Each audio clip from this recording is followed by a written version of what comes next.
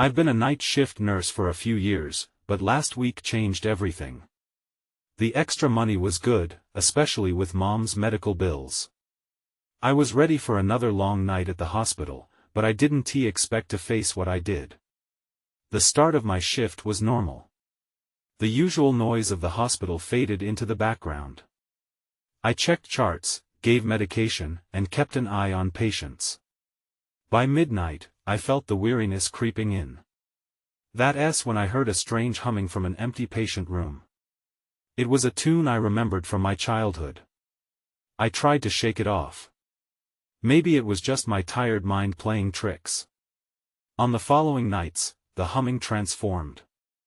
I began hearing whispers, like voices carried on the wind. I'd walk down the hall and catch snippets of conversation that faded before I understood a word. It felt like someone was watching me, always lurking in the shadows. One night, I finished my rounds and decided to grab some coffee. As I passed that empty patient room again, I noticed something out of the corner of my eye. An empty wheelchair rolled silently across the hall. I froze. My heart raced. Had someone pushed it? I could see no one around. I felt uneasy but moved on, shaking my head. Later, while I was in the supply room, the flickering light caught my attention. It was in a room where no patients were. The light flickered, almost in sync with the humming I had heard. My heart thudded. I was starting to panic. I told myself to breathe. I just needed rest. Then came the whispers again, now echoing around me. I glanced over my shoulder, feeling cold. It felt like something was right behind me, watching. I stepped back, holding my breath. You hear about this stuff in scary movies, but I never took them seriously. Was it just fatigue? As I was about to enter the break room, I felt an icy chill sweep over me. I turned around, and that's when I saw it. A shadow stood at the end of the hall. I blinked, and it vanished. My skin prickled like something wasn't right. I didn't want to be afraid, but the feeling of being watched was overwhelming. I reminded myself to pull it together. But every time I think back to that night, chills run down my spine. I awaited my relief, knowing I had another shift ahead. That thought sank my heart. I can't shake what happened. What was it I heard? What did I see? I don't know. Every day at work, a part of me holds on to that fear. I wonder if I'll face the same haunted echoes again. Some nights, I still feel that cold presence hovering behind me. What happened that week will haunt me forever. The next night, I felt the weight of dread hanging over me like a dense fog. I was back in the familiar halls of the hospital, but everything felt different. With every step I took, I could almost hear the echo of the shadow. The humming had quieted, but the whispers lingered, a constant undercurrent that made me anxious. I started my rounds cautiously. Each door I passed seemed to beckon me, as if inviting me to take a closer look. I shook off the thought. I needed to focus on my patients, not my fears. After checking in on Mr. Simmons, my oldest patient on the floor, I moved to the next room. That's when I noticed the door was ajar. I pushed it open gently. To my surprise, I found the room empty. But something felt off. The sheets were rumpled, like someone had recently been in bed. The light overhead flickered again, drawing my eyes to the corner where the shadows gathered. Hello? I called softly, but all I got was silence. I walked to the window, where the moonlight spilled in, illuminating the stark white walls. Suddenly, the whispers crept back, this time louder. I turned sharply, heart racing. I swore I saw a figure flit past the window. My breath hitched. There couldn't be anyone here at this hour. Stepping outside, I hurried to the nurse's station, desperate for the comfort of company. When I reached it, I found Sarah, my coworker, staring down at a stack of charts. "You okay?" she asked, concern etching her features. "You look like you've seen a ghost." I half laughed, hoping she could lighten the mood. Just feeling weird tonight, I admitted, glancing toward the hallway. You ever hear anything strange? Like whispers? Sarah frowned, a look of recognition crossing her face. Actually, I have. Last week, I heard someone calling my name in the break room. I thought it was just me being tired. Her words sent shivers down my spine. Before I could respond, an alarm blared in a far-off room. We both snapped our heads in the direction of the sound. I've got to check on Mrs. Hale, I said, my heart pounding. Stay close. As I entered her room, the air turned frigid. I flicked on the light and found Mrs. Hale staring blankly at the ceiling. She was unresponsive. I moved closer, listening for her breath. That's when I heard a faint melody, the same tune that had haunted me the past week. I turned around sharply, feeling that familiar presence close. Are you there? I whispered, my voice trembling. The air thickened, making it hard to breathe. Then everything went dark. The lights cut out completely, plunging me into a suffocating darkness. My pulse raced.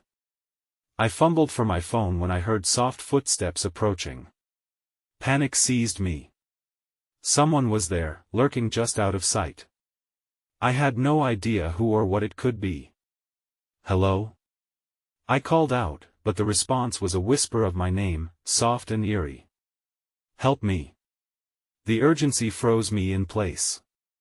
I needed to get out. I could barely see, but I could feel the weight of the darkness surrounding me. Was it some form of psychic energy?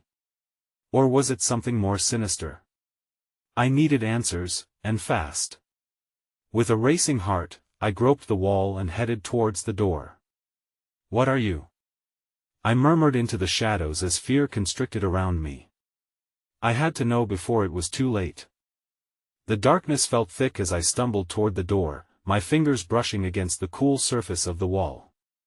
I was acutely aware of every sound, the quiet hum of the HVAC system, the distant beeping of monitors, and the unmistakable whisper that seemed to swirl around me. It made my skin crawl.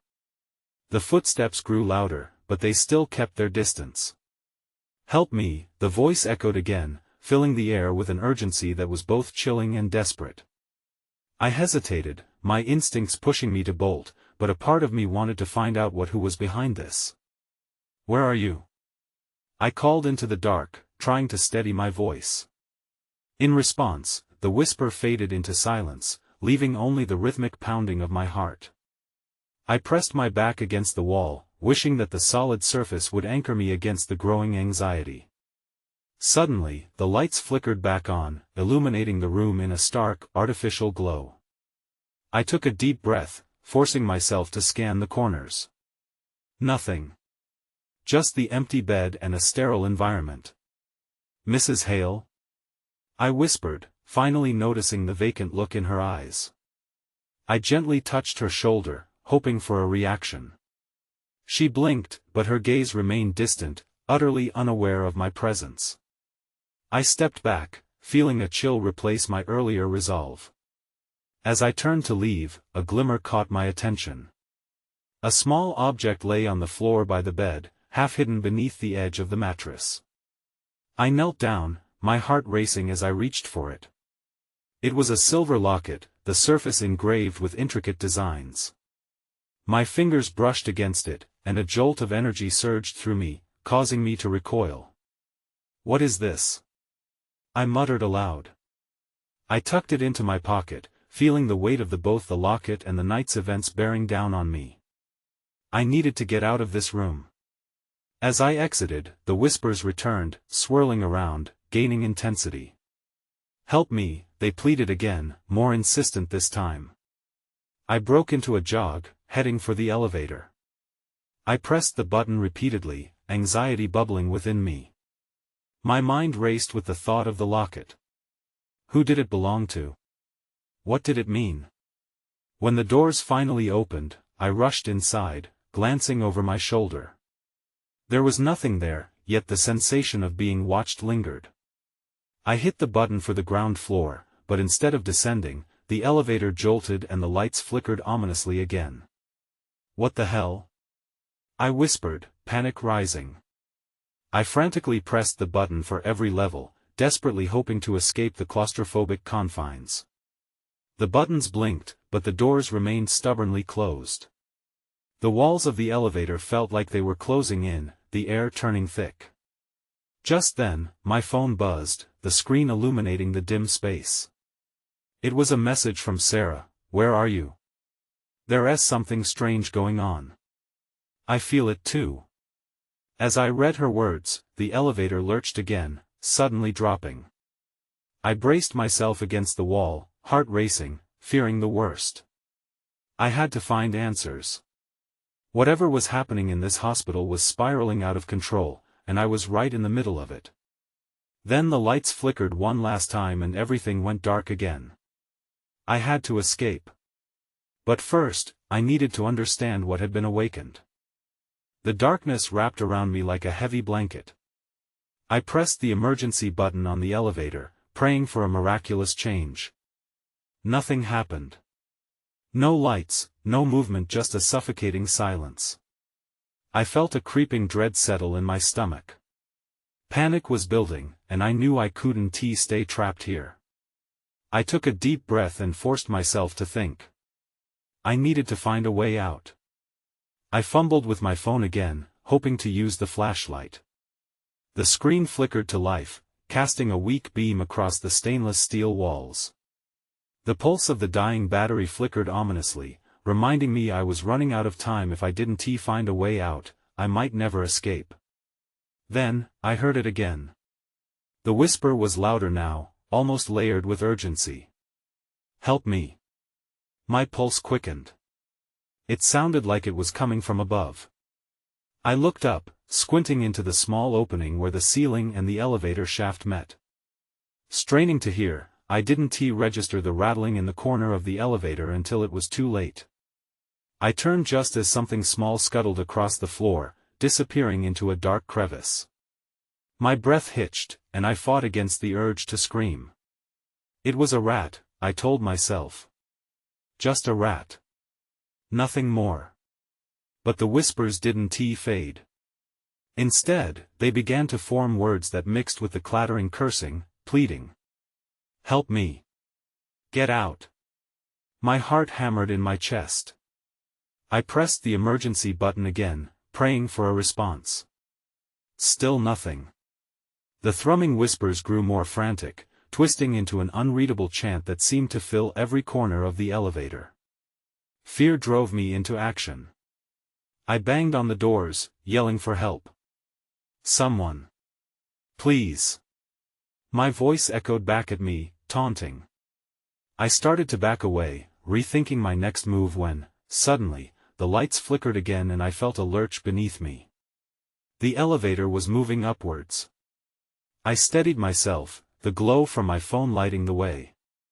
The shaft walls whizzed by in a blur of darkness. Then, with a final jolt, the elevator stopped and the doors creaked open, revealing a long, empty hallway bathed in sterile light. I stepped out, cautiously scanning the corridor. It looked familiar, but the oppressive atmosphere weighed down on me like an invisible shroud. The whispers intensified, now echoing off the walls, pleading for rescue. "You must help us." Ignoring the voice's pull, I headed down the hallway. I wasn't sure what I was looking for, but I needed more information about the locket. I recalled the frantic energy I felt when I touched it. There had to be a connection to whatever was happening in this hospital. As I moved deeper into the labyrinth of sterile halls, a flicker of movement caught my eye. I whipped around, and when I saw a figure at the end of the corridor. A woman, her hair disheveled and her clothes tattered. She was staring right at me, her expression one of sheer desperation. "Help me," she mouthed silently, her eyes wide with fear. Instinct kicked in as I took a step forward, but then everything shifted again.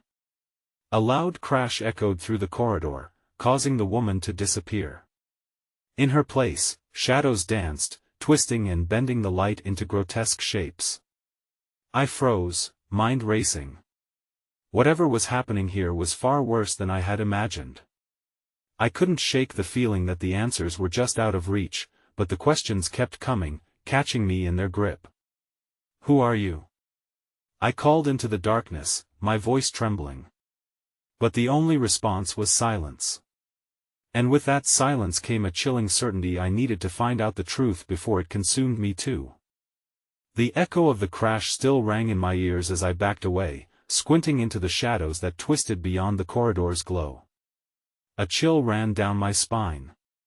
Something was off, and every instinct warned me to turn back. But I couldn't. Not yet.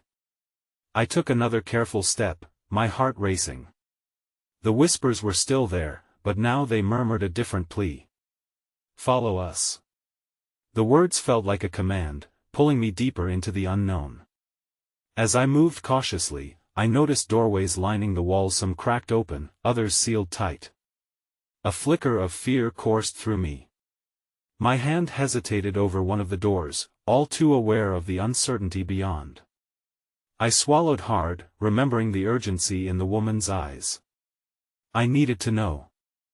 I pulled open the nearest door, revealing a small, dark room lit only by an emergency exit sign casting unsettling shadows.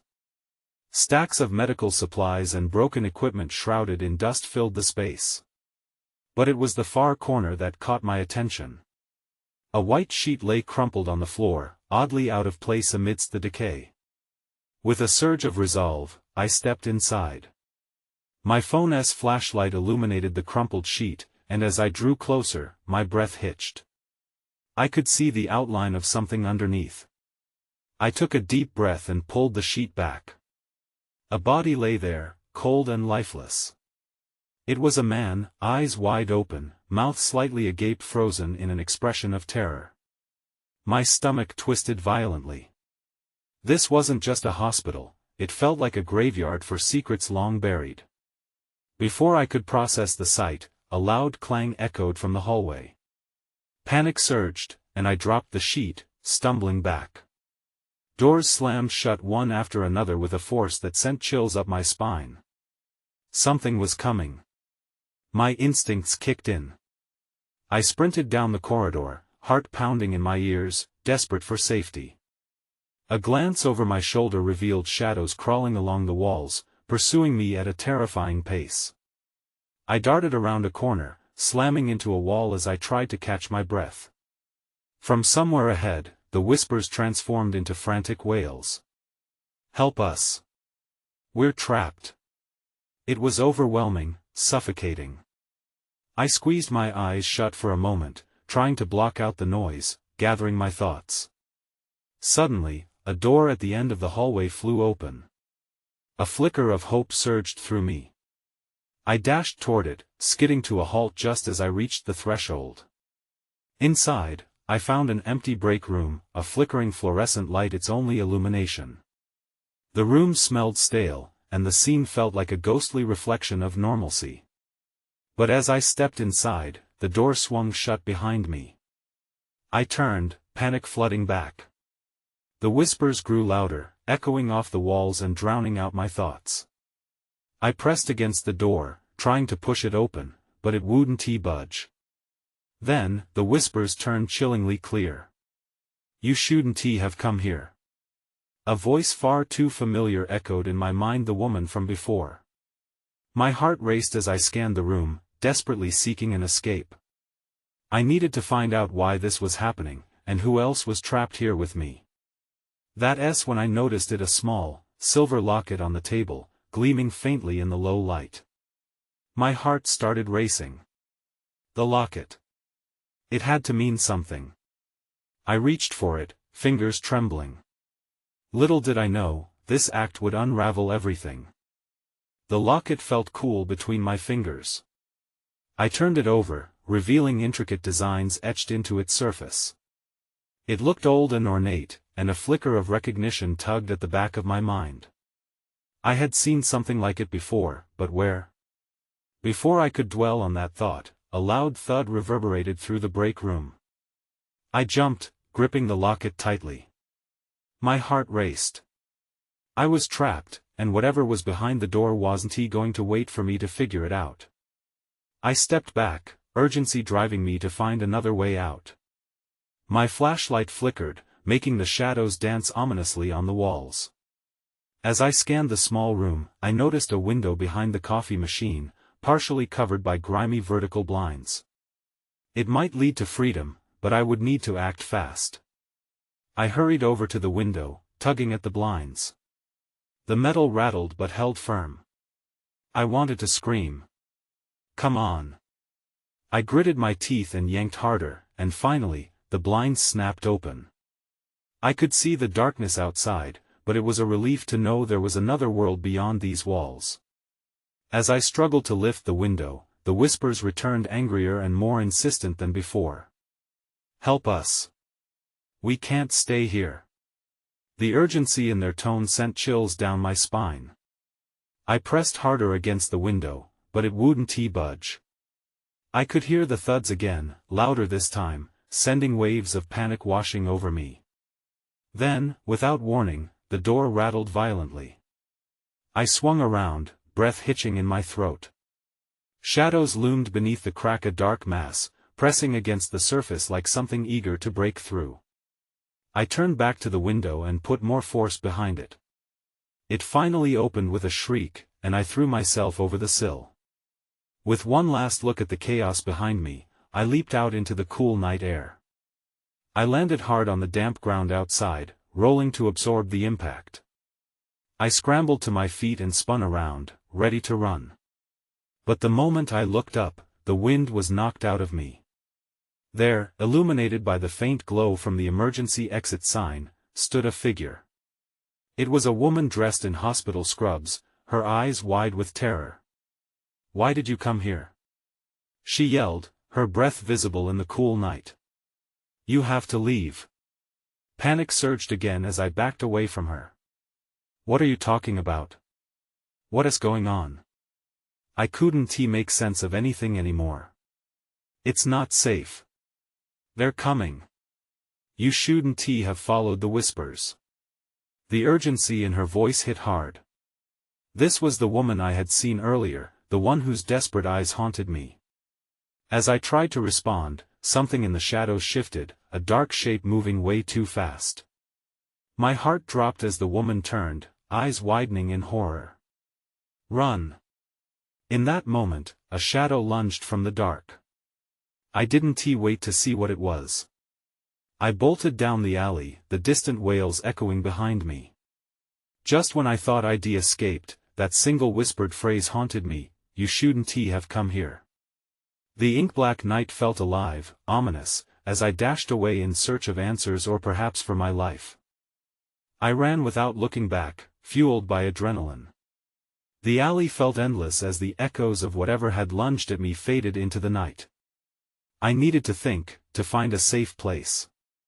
My feet pounded against the pavement, and the cool air burned in my lungs. I veered left, crossing the street, and stumbled onto a busy road. The headlights of passing cars flashed by, illuminating my panic-stricken face. I raised my hand instinctively, hoping one of them would stop for me. But nobody seemed to notice. The city felt alive yet eerily detached, as if I were the only one in danger. Then I spotted a faint light glowing from beneath a nearby bus shelter. It seemed like my only option.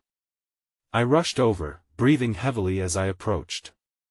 To my surprise, an older man sat there, huddled over a newspaper. He didn't even look up. "They're coming for you," he muttered, his voice gravelly and low. I felt my heart drop. "What? Who? What do you know?" I begged. He finally raised his gaze, his eyes dark and hollow. "The whispers," he said, almost a whisper himself. "They'll find you if you stay in the open. You're not the first to hear them." A shiver ran through me. "What do you mean?" "I just escaped from the hospital." My voice trembled with fear. He snapped the newspaper shut. "The locket. Did you bring it with you?" My heart raced again as I remembered the cool metal resting in my pocket. "Yes, but keep it safe." It's linked to them, he warned, leaning closer. You're marked now. They'll come after you, whether you want them to or not. Before I could respond, a flash of movement caught my eye. Shadows darted between the flickering streetlights. Instinct kicked in, and I turned to run. The man called after me, but I was already sprinting away. I stumbled into a nearby park, heart hammering in my chest. My surroundings held an unsettling silence, as though the world itself held its breath. I crouched behind a bush, desperate for a moment of stillness. But then I heard the whispers again, swirling around me. Help us, we can't stay here. They felt closer this time, clamoring for attention. I clamped my hands over my ears, shutting them out. And that's when I saw a figure standing at the far edge of the park, illuminated by a faint light. It was the woman in scrubs again, her face a mask of desperation. I hesitated, unsure if this was another trick. Please, she shouted, her voice shaky. You have to come back. You don't understand what you're dealing with. I weighed my options. I wanted answers, but I also wanted to survive. There was something in the air, a tension that pulled at me. Her outstretched hands begged me to trust her. Just as I took a small step forward, I heard a rustle behind me. The darkness shifted, and I knew then I wasn't alone. In that moment, dread wrapped around me like a vice. I turned to face whatever was coming, and the whispers grew louder, filling my mind. Then everything went dark. I woke with a start, my heart racing. The world came back into focus, but I was disoriented. I lay on cold grass, the night air heavy around me. Fear squeezed my chest as I scanned my surroundings, half expecting the shadows to swallow me whole. I was still in the park. I sat up slowly, listening intently. There were no whispers now, only the distant hum of the city. I took a shaky breath, trying to steady myself. Had I imagined the figure? Was it a hallucination? I reached into my pocket for the locket, fingers trembling as I felt its cool surface. It was real. In that moment, it gave me a shred of comfort. I needed to think. I couldn't let panic guide my actions. Then, just as I felt a flicker of determination, I heard footsteps, soft but unmistakable. Someone was approaching. I ducked behind a nearby tree, holding my breath. The footsteps stopped, and for a moment, there was only silence. Is anyone there? A voice called out, cautious yet urgent. It was the woman in scrubs again, her face barely visible in the dim light. My instinct screamed to remain hidden, but the desperation in her tone pulled me out from behind the tree. I stepped into the faint light, exposing myself. Why are you here? I demanded, trying to mask my fear. She looked at me, eyes wide with relief. You came back. Thank God. We don't have much time. For what? I was exhausted and confused. What do you want from me? The locket, she said, glancing around nervously. I don't have much time to explain. They're tracking you, but I can help you. I've seen what they can do. My thoughts were a jumble. Who are you? What did you see? Just listen. She urged, stepping closer. Those whispers? They're the voices of people who've been taken. It's how they lure you in. They're not after just anyone, they want the locket. It's a key. I shook my head as dread settled into my bones. A key for what? For who? Her expression was grave. For the gate. It opens a doorway to a place we can't understand, but those who are marked can never truly escape. You have to trust me. Before I could ask more, a chilling sound broke through the night. It was distant but growing closer, a low, echoing chant. The whispers. Panic surged through me again. We have to go. I shouted, scanning the dark edges of the park. I was hyper-aware of every rustle and flicker in the darkness. No. We can't just run, she insisted, eyes darting around. We have to confront them, find the source. That's the only way to break the connection. As if we have a choice. I snapped, heart pounding as I glanced over my shoulder. Stay close. She reached for me, and for a moment, I hesitated. I had no idea who to trust. But then I felt the cold weight of the locket against my skin, a reminder that I couldn't go back to hiding. Just as I nodded, ready to follow her, a shadow swept into the light. The night was no longer empty. A figure loomed ahead, monstrous and still, watching us. My breath caught in my throat. In that moment, I realized this was just the beginning. I had stepped onto a path I couldn't turn away from. Whatever was coming for me was closer than I had ever feared. The figure shifted, and I knew we had only a moment before it lunged. What do we do? I whispered, panic clawing at my throat. Follow my lead, she said, her voice steady even as fear danced in her eyes. I nodded, my heart racing. The creature ahead was massive, its form bending and stretching as if made of shadows. Now! She shouted, breaking into a run. I flinched but followed instinctively, legs propelling me forward. We darted through the trees, weaving between the trunks as we fled. The chanting grew louder, echoing around us, a haunting melody that sent chills down my spine. Where's the gate? I gasped, breathless. I need to know. There's a clearing. We need to reach it, and the locket will guide us. She glanced over her shoulder, the figure now pursuing us with unsettling speed. Just keep running. I focused on her voice, feeling the weight of the locket as if it were alive. A pulse of warmth spread through me, urging me on. We broke into a wider space, the moonlight pouring down like silver. In the center, a stone archway loomed, weathered and ancient, with strange symbols etched into the surface. That's it. She shouted, pointing at the arch. I could see shadows swirling around its edges, the chanting rising to a fever pitch. Is this really going to work? I questioned, doubt radiating through me. Yes. Trust the locket. She urged, her eyes fierce. I stepped forward, feeling the locket vibrate against my chest. The arch pulsed with a strange energy, pulling me closer. But before I could reach it, the figure emerged from the darkness. It was closer now, grotesque and haunting, its eyes glowing with an otherworldly light. Run! Don't stop! She yelled, shoving me towards the arch. I stumbled forward, adrenaline bursting within me, but a cold, clammy hand grasped my arm. I barely managed to shake it off, yet the grip was unyielding. I screamed, glancing back to see the woman locked in battle with her own shadow, trying to fend it off. Help! She cried, but I was frozen, panic overwhelming my sense of duty. The locket. Use it. As if in response, the locket began to pulse brighter. I felt a surge of determination. I turned and lifted it high, feeling its energy surge through me. Leave her alone. I shouted, and the shadows recoiled momentarily. Suddenly, I knew what to do.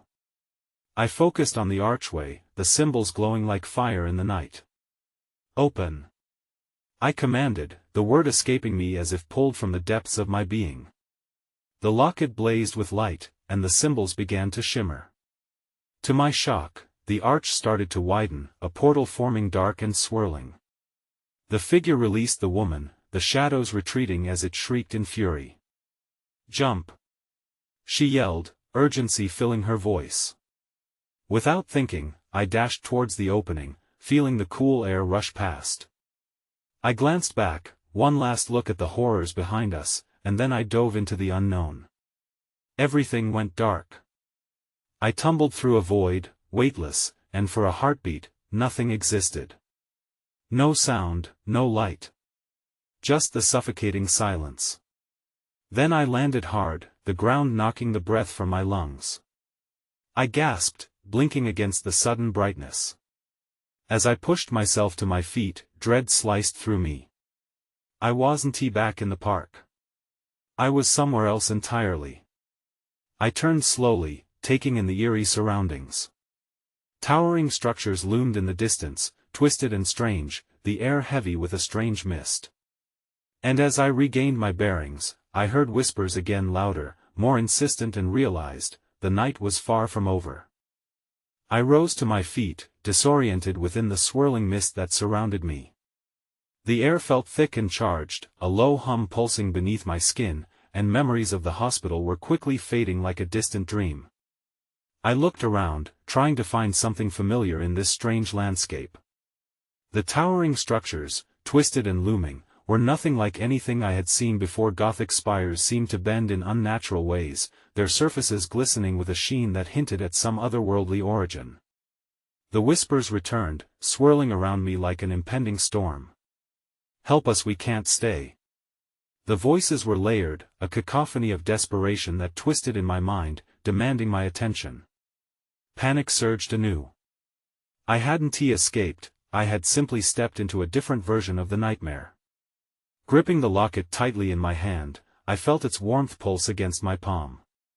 I wanted to dismiss it as just a piece of metal, but a part of me, an instinct, knew it had power. "What do you want from me?" I shouted to the darkness, frustration and fear mingling in my voice. "I don't understand." As if answering, a figure emerged from the fog, an indistinct shadow, yet somehow humanoid. "You are where you need to be," it spoke, voice ethereal and distant. "You alone can find the truth." "Truth about what?" I pressed, heart racing at the sight before me. "What happened back there?" "The locket you carry, it binds you to the remnants. The lost souls seek a release, a return." The figure gestured toward the looming architecture, and in that gesture, I felt an unshakable pull. "The gate calls to you. Only you can decide what shall be released or contained." Steps echoing in the mist drew my eye to the vast archway that had appeared in the distance like a beacon. My pulse quickened as the whispers rose in volume. "Help us, help us." It was nearly overwhelming, the urgency binding me to the ground. Before I could think again, instinct drove me toward that gate. Approaching it, I noticed intricate symbols etched into the stone patterns reminiscent of those on the locket. With each passing moment, the force behind the whispers grew more potent, urging me to cross the threshold. A sense of inevitability washed over me, mingled with uncertainty. I held the locket up, its warmth burning against my skin as I stepped closer to the archway. Shadows danced at the edges of my vision, coiling and twisting as if alive, promising secrets and power. Yet doubt crept in. If I opened this gate, what would I unleash upon the world? "Only you can choose," the figure said again. "Freedom for them or damnation for you." As the voices crescendoed, a flood of memories ignited within me, faces of the lost souls, their pain woven into the whispers. I thought of Mr. Simmons, Mrs. Hale, the old man in the bus shelter. Questions tumbled through my mind. Could I risk releasing them? Or did they seek vengeance, to drag me into their suffering? I took a deep breath, feeling the swell of energy pulsing through me. "I can't just leave you here." I shouted into the fray, needing them to hear me above the chaos. In that moment, I felt a surge within me, the locket igniting with light. Shadows faltered, the whispers dimming into stillness. The gate's entrance shimmered, wild and chaotic, revealing glimmers of lives lived and lost. It beckoned to me, daring me to step through. "Make your choice," the figure urged, its outline flickering like a flame. With trembling resolve, I took one step forward, then another, crossing into the heart of the archway. The air shifted, heartbeats aligning with the gentle pulse of the locket. My mind swirled with the weight of decision. Would I open the floodgates for the forgotten? Before I could delve deeper into my thoughts, the world around surrendered to blinding light, and everything dissolved into brilliance. The cacophony of whispers receded, leaving only an echo of desperation lingering in the silence. But as I braced for the weight of my choice to settle, I found myself standing in the once familiar hospital hallway, lights flickering above, the gentle beeping of monitors surrounding me. But something felt profoundly altered. The whispers returned, their echoes softer now but ever present, lingering like an unanswered question. I caught my breath, scanning the hall, heart still racing. The locket was gone. With every step I took down the corridor, I felt the weight of the choices I had left behind. The hospital appeared unchanged, yet I could feel its pulse, a heartbeat that had become intertwined with my own. Instinctively, I turned toward the break room, the place where the tremors of that night began. As I pushed open the door, a chill ran down my spine. There was that figure again, the woman in scrubs, no longer desperate but serene, gazing at me. "You chose," she whispered, her voice a sweet reprieve, but an unresolved ache lingered in her eyes. "But the truth is far more complex than we know." I stood frozen, questions flooding my mind. What does that mean? What did I release? She smiled, but it didn't reach her eyes. "You may have given them a chance, but the balance is delicate. You are not done yet." With that, she melted into the shadows, leaving me with more questions than answers as the reality of my choices settled in. I took a deep breath, staring into the haunting stillness of the hospital. The whispers clung to me like a veil of uncertainties, reminding me that whatever realm I had just traversed was still present, lingering in the depths of the night. A part of me knew I would have to return to confront whatever awaited me and embrace the unease that would now forever shape my nights in the hospital. I may have escaped for now, but the echoes of the past would follow. After all, the truth was only just beginning to unfold.